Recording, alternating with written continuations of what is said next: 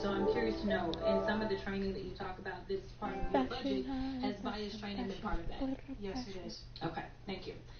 Let's go. I know that today is a rough day. It's loading resource set. On that As day you in see, Pennsylvania, it was know. a rough day. And the reality is that I understand it, and you may or may not know the answer to this question. In the space in which this event took place, it was an open carry space. Is that correct? That is correct. Okay. So I hail from the state of Texas, and interestingly enough, I was serving in the state house right after there was a mass shooting in El Paso. We had an opportunity to do right by our citizens in Texas, but we did not. Instead, they passed permitless carry.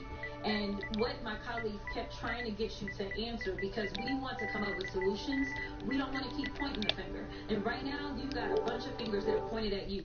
But our job is to solve problems for the American people. And to be perfectly honest, the numbers are clear.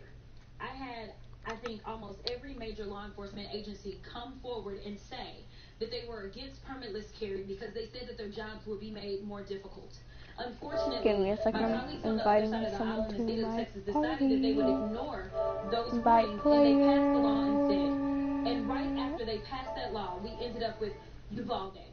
And we heard the stories of those officers that were scared to go in and save those babies because,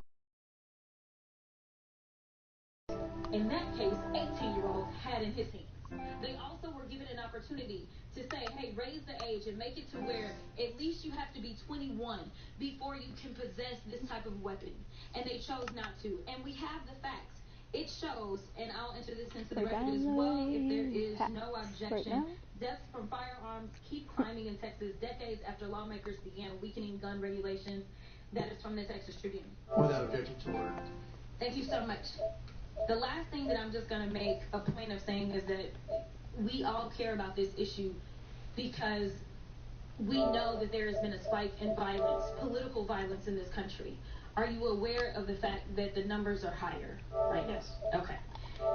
In addition to that, and I'm going to point a little blame at ourselves because right now you got all the fingers pointed at you. But the reality is that we have a number of congressional members that are consistently engaging in violent This is going to rhetoric, take a little bit. and it needs to be toned down. The reality is that people are listening and they're paying attention, but unfortunately, another thing that is happening because we're not getting answers from you today is the conspiracy theories. They have already begun. I'm so happy. Have you heard of any of the conspiracies? Yes. Okay. The problem with these conspiracies is that when people believe that, say, the President of the United States ordered a hit, or they believe it was an inside job, or whatever conspiracies they believe because they don't have any facts in front of them, that potentially incites the next level of violence at the next event in retaliation for this. So we are only begging for your job as it relates to being the director, as well as the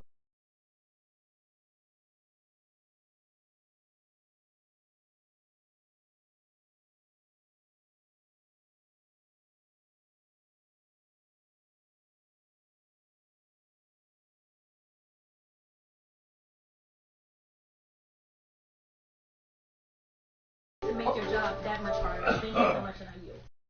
I recognize Ms. Margaret Taylor Greene from Georgia. Thank you, Mr. Chairman. Ms. Cheadle, I'd like to remind you that you're under oath. The site team has a senior supervisor, an advanced team of protective and